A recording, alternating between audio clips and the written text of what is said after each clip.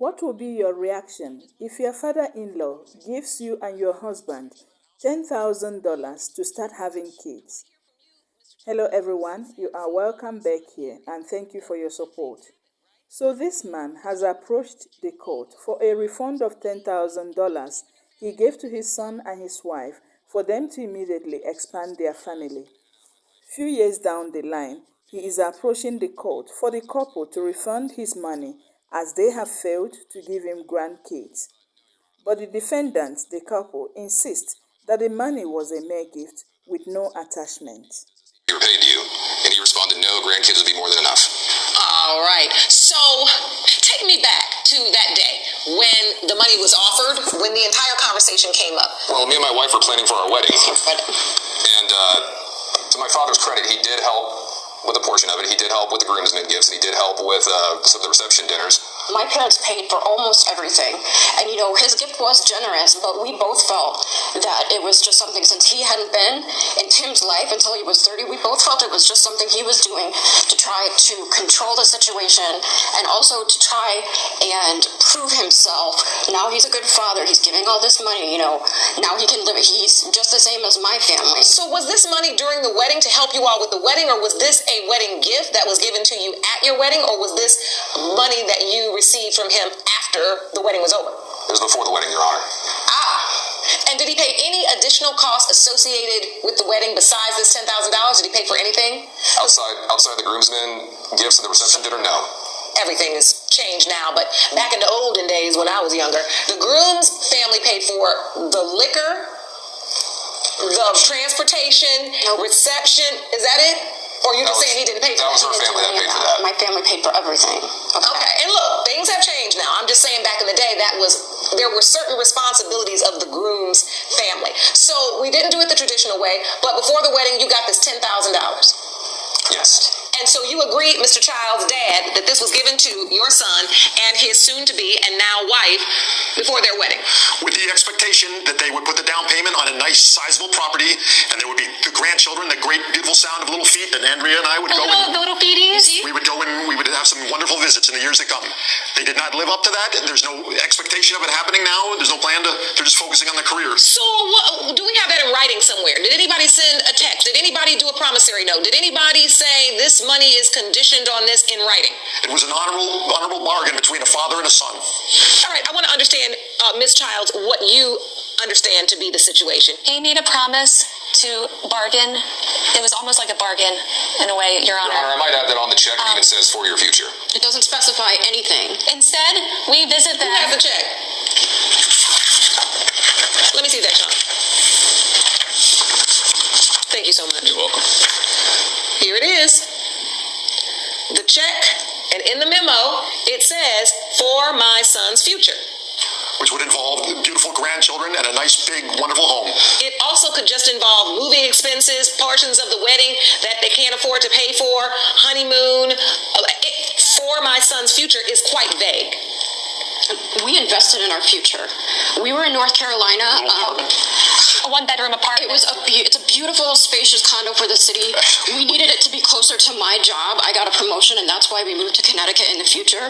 We were thinking of them the whole time. It's a large apartment. It's a one-bedroom, but it does have a little, sort of nook. There's an area that's separate that we could use for guests. An uncomfortable roll-out couch. Not even a real bedroom. It's like a little office space area. So, Dad, you're big mad about this. What do you feel like? They cut you out of their life? You wanted that $10,000 to help them to have a house that was large enough where you could come and visit? Because you're real mad about this. And spend time with those grandchildren that I wanted to see. But have you had any kids yet? No, Your Honor. There's no plans for having those kids. They don't. We have been trying. And, they never even took the time to ask us how we felt.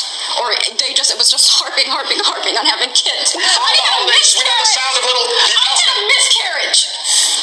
You didn't care at that visit. You didn't care at the holidays.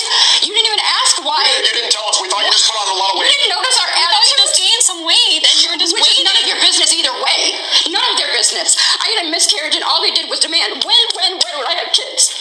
So, right now, while this court is in session, this is the first time you've ever shared the news Yes, Your Honor. This is the with first time we your discussed this. in-laws that you, in fact, had a miscarriage. Thank you, Sean.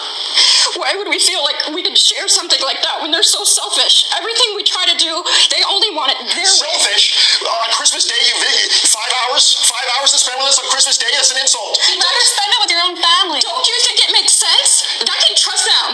We needed to be together in a place that we could relax and try to be restored. The little apartment, you come out and you cooked a beautiful meal for you, and all you had to do was clean up after it. And I made some veggies, and it wasn't good enough. It wasn't. Okay, hold on, Mr. Childs. Hold on now. Now, your daughter-in-law just said she suffered a miscarriage. Your son. They went through something very traumatic. You didn't even take a beat. You still yelling about a meal and somebody didn't make any dishes. How insensitive can you be? This is just typical of him. Typical. He wasn't even there for any of Tim's childhood. He let his relationship with Tim's mother get in the way of him seeing Tim. So the visits petered off, and then there was nothing. Well, his mother didn't want me around because she was blaming me for his psychological problems. Why didn't come around? He should put that aside. This is his son. Hold on. Now I see what's really going on. You did not have the type of father-son relationship that you know you should have had with your son, that maybe even you wanted with your son and he wanted with you. Is that correct? Yes, and I made mistakes. I wasn't very good, but I don't want him making the same mistake. I want, get started with these grandchildren. I want to see them. I learn from what So what's really going on is your intense desire to have these grandkids is somehow in your mind righting a wrong that you really have not processed and been able to deal with. This is obvious because I don't know how you are so upset over dishes and the size of the apartment. I realize you may have wanted to make sure they had a room for you. However, with the money you gave them and their salaries, maybe they're only able to afford the house they live in now. And maybe they plan. You should have thought about that before you moved back east. Expensive housing there. I moved for our future. We moved, Your Honor. We moved. Didn't they say they had jobs? We both got promoted. I got my dream job in advertising as a head of a major nationwide She could company. easily afford to have kids. Again, do you not hear me say? Miss Childs, are you here with us today? Yes. I don't. Okay, did you hear the testimony? Yes, Your Honor. They've been trying. Miss Childs, how can you be that insensitive to say that they need to try harder after you heard she suffered a miscarriage? Why would they move into a one-bedroom apartment, Your Honor, instead of a house? Why are you talking like a robot when people are talking about real issues? Just roll out couch for Why? Why are you all worried about a roll-out couch when your children have suffered a damaging traumatic loss? I want an answer to that question. Don't talk to me about the roll-out bed again. Why? Why are you not addressing that? Why have you not said anything? I'm sorry, Your Honor. I'm sorry that don't apologize to me. insensitive. Mr. and Ms. Childs, I'm extremely sorry for your loss. Thank you. That is not easy. That is not something you just get over. And I feel really sorry for you that the parents who attempted, I think, to support you by giving you money don't understand that there are things in this life that far outweigh money. And that's life. And the loss of life in that way is extremely, extremely traumatic. So I want to offer you my deepest condolences. And I'm sorry for your loss. Now, as for you, Mr. and Ms. Childs, I don't know what planet y'all live from. I don't know where y'all from. I don't really know what's going on here today, but you're not listening. You're talking, but you're not listening. The fact that you have not really offered any compassion to your own children about the loss of their first child together, you so busy arguing about a pull-out couch and the fact that they were supposed to have babies, then come to find out they were trying. And then, no, I said, I'm done talking to you. I'm done talking to you. I'm done. Miss Childs, order. Miss Childs, you got one more time to talk, and I'm going to have Sean escort you out. You have not offered one bit of time. I had no idea. Sean, escort her out. I'm tired of hearing your mouth. Okay, Your Honor. I'm fine with that. I'm glad you are, since I run this courtroom. Goodbye. Now I have another apologies. I'm sorry that you do not have the parental support that you should really have at this time. It's really hard. So, Mr. Childs, at the end of the day, when you offered up the money to the kids, you offered it up. The court can look at the period of time when you did it before the wedding. The memo that you put on the check was for their future. There was no specific deal, no specific bargain. It was to set you up for your future. You also wanted grandkids and a place where you also could come relax. Maybe at that time they couldn't afford a place that you could come relax in, but maybe they were building to that and wanted to first focus on those grandchildren that you wanted. But they tried, and unfortunately, at this point in time, we're not able to. You've got to accept the fact that when you gave that money, it was a gift, and those things are not revocable, and you can't come back later and put a condition on a gift. And at the end of the day, this is your family. This is your son. You just scowling all day. You just been mad for the last 20 minutes. Your father may need more time to understand what it means to be a father, what it means to support. That doesn't just happen overnight.